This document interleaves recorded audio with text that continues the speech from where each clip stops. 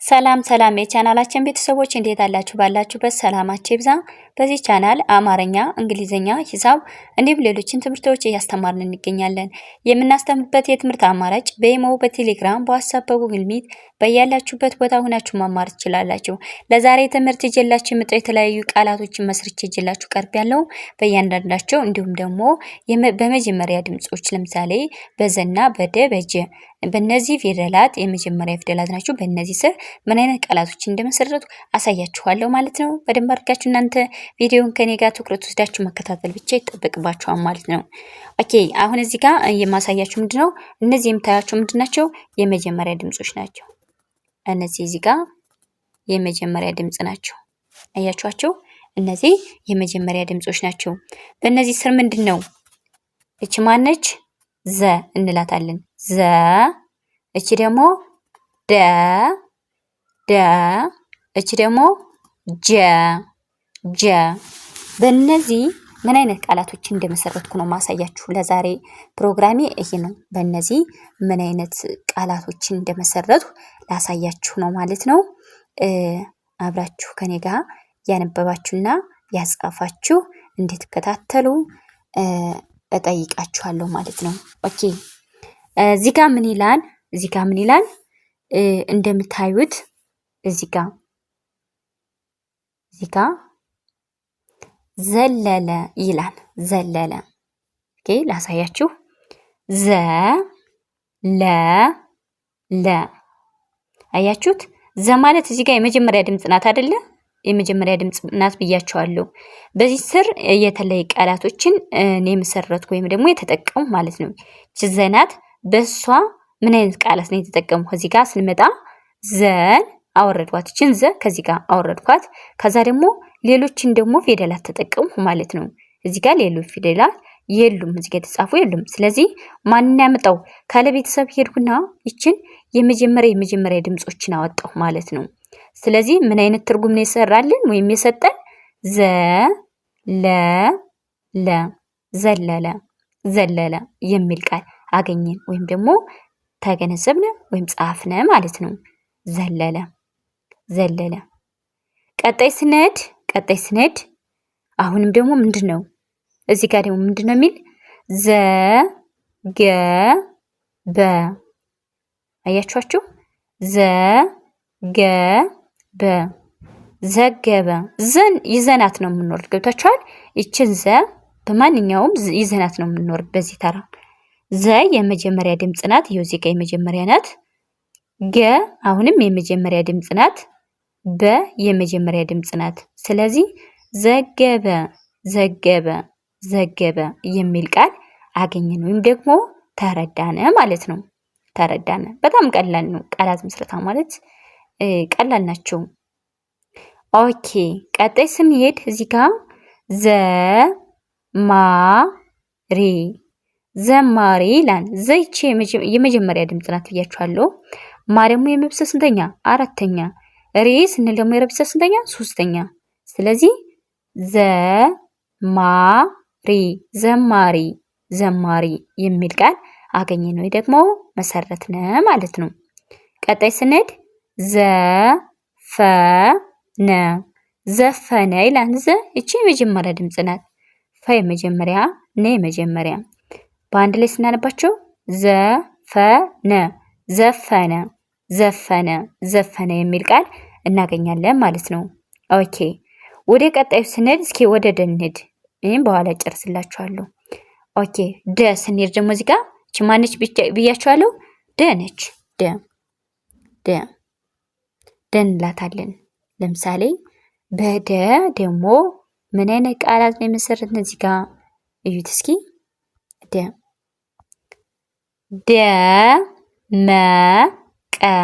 ደመቀ ይላል።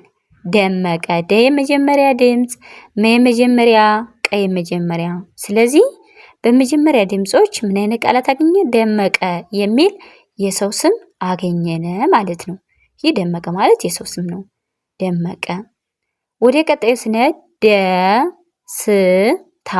ደስታ አለ። እዚህ ጋር ደግሞ ደስታ ደ የመጀመሪያ ድምጽ ናት። ስ የሰ ቤተሰብ ስድስተኛ፣ ታ የተ ቤተሰብ አራተኛ።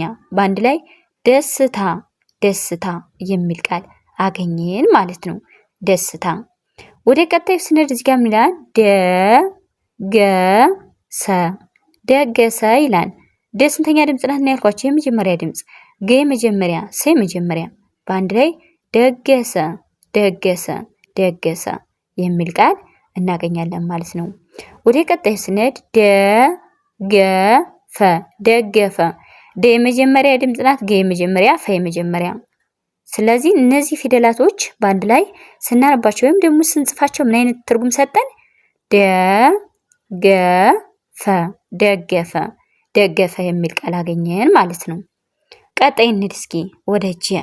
ይህ እዚህ ጋር ጀ እንላታለች። ደግሞ ጀ ጀ ጀ እንላታለን። ጀን ደግሞ እንዴት ነው የምንመሰርታት? ይህ ጀ ጀ። ስለዚህ ጀ ደግሞ ማለት እንዴት ነው የምንጽፋት ማለት ነው? እዚህ ጋር ጀግና ጀግና ጀግና የሚል ቃል አገኘን ማለት ነው። ጀግና። ጀ መጀመሪያ፣ ገ መጀመሪያ፣ ና የነፍሰ ስንተኛ? አራተኛ። በአንድ ላይ ጀግና ጀግና። ጀልባ ጀልባ። ጀ መጀመሪያ፣ ለ የቤተሰብ ስድስተኛ፣ በየቤተሰብ ስንተኛ? አራተኛ። በአንድ ላይ ምን አይነት ትርጉም ሰጠን? ጀልባ ጀልባ ጀልባ የሚል ቃል እናገኛለን ማለት ነው። ወደ ቀጣዩ ስንሄድ ጀመረ ጀመረ ይላል። ጀመረ። ጀ የመጀመሪያ ድምፅ ናት። መ የመጀመሪያ፣ ረ የመጀመሪያ። በአንድ ላይ ጀመረ ጀመረ የሚል ቃል እናገኛለን ማለት ነው። ጀሮ ጀሮ። ጀ የመጀመሪያ፣ ሮ ስንል ደግሞ ስንተኛ ናት ማለት ነው? ሮ ሰባተኛ። በአንድ ላይ ጀሮ ጀሮ የሚል ቃል አገኘን ማለት ነው። አገኘን። ኦኬ፣ በጣም አሪፍ። ወደ ቀጣዩ ስንሄድ ቅድም ስላልጨረሱላችሁ አሁን ደግሞ ወደ ላይ ብለን እንጨርሳቸው። ለምሳሌ ይኸው እዚህ ጋር አሁንም እዚህ ጋር ምንድነው ምን በዘተራ ነው ያለን። አሁን ይህ ዘ ነው። በዘተራ ምን ትላለች? ዘመቻ ዘመቻ ዘመቻ። ዘ የመጀመሪያ ድምፅ ናት ብያችኋለሁ ቅድም። የመጀመሪያ ቻይቼ ፍስስች አራተኛ ናት። በአንድ ላይ ዘመቻ ዘመቻ የሚል ቃል አገኘን ማለት ነው። ወደ ቀጣይ ስንሄድ እዚህ ጋር ዘከረ ዘከረ።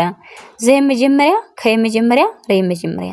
ስለዚህ ዘከረ ዘከረ ዘከረ የሚል ቃል እናገኛለን ወይ ደግሞ እንመሰርታለን ማለት ነው። እንመሰርታለን። ወደ ቀጣይ ስንመጣ እንደገና እዚህ ጋር ዘለቀ ዘለቀ። ዘ የመጀመሪያ፣ ለ የመጀመሪያ፣ ቀ የመጀመሪያ። ስለዚህ ዘለቀ ዘለቀ ይላል ማለት ነው። ይሄኛው ደግሞ የደተራ ነው። እዚህ ጋር በደተራ ደግሞ ላሳያችሁ። በዘ ጨረስኩኝ። አሁን ደግሞ ይህ የደተራ ነው። ደ ማለት ደግሞ ምንድነው? እዚህ ጋር እንትኑን መቀየር እንችላለን። እሺ፣ አንድ አይነት ከሆነ ትንሽ እንትን ሊላችሁ ይችላል። እዚህ ጋር ይኸው ደረቀ ደረቀ። ያችሁት ደረቀ ደረቀ። ደ መጀመሪያ፣ ረ መጀመሪያ፣ ቀ መጀመሪያ። በአንድ ላይ ደረቀ ደረቀ። ቀጣዩ ምን ይላል? ደበቀ ደበቀ። ደ መጀመሪያ፣ በ መጀመሪያ፣ ቀ መጀመሪያ። በአንድ ላይ ደበቀ ደበቀ የሚል ቃል እናገኛለን ወይ ደግሞ እናነባለን፣ እንመሰርታለን። ደበቀ። ቀጣዩ ደረጀ ደረጀ። ደ መጀመሪያ፣ ረ መጀመሪያ፣ ጀ መጀመሪያ። እነዚህ በአንድ ላይ ምንድን ናቸው? ደረጀ ደረጀ ደረጀ የሚል ቃል አገኘን ወይ ደግሞ ጻፍነ፣ መሰረትነ ማለት ነው። ደረጀ። ኦኬ፣ ቀጣዩ ወደ ቀጣዩ ስንሄድ ወደ ቀጣዩ ፊደል ስንሄድ ደግሞ ኦኬ፣ እዚህ ጋር በጀ ጀ። እዚህ ጋር ምን ይላል? እዚህ ጋር ጀበና ጀበና። ጀ መጀመሪያ፣ በ መጀመሪያ፣ ነ የነብሰ አራተኛ። በአንድ ላይ ጀበና ጀበና የሚል ቃል አገኘን ወይም መሰረትነ ማለት ነው። ቀጣዩ ጀርመ ጀረመ። እዚህ ጋር ጀርመን ጀርመን ለማለት ነው። ጀር ረ ነው የምትሆንች ረ ነው ያልኳት እኔ ተሳስቻለሁ። ሶሪ። ጀርመን መን ጀርመን ለማለት ነው። አስተካክሉ። ጀርመን ጀርመን ጀርመን ለማለት ነው። የመጀመሪያ ር የረ ቤተሰብ ስድስተኛ ነበር የሚሆን መ ጀርመን የሚል ቃል እናገኛለን ማለት ነው። ጀዝባ ጀዝባ ጀ የመጀመሪያ ዝ የዘ ቤተሰብ ስድስተኛ ባ የቤተሰብ አራተኛ በአንድ ላይ ጀዝባ ጀዝባ ጀዝባ የሚል ቃል አገኘ ወይ ደግሞ መሰረትነ ማለት ነው። ጀዝባ ጀዝባ ጀዝባ የሚል ቃል አገኘን ወይም መሰረትነ ማለት ነው።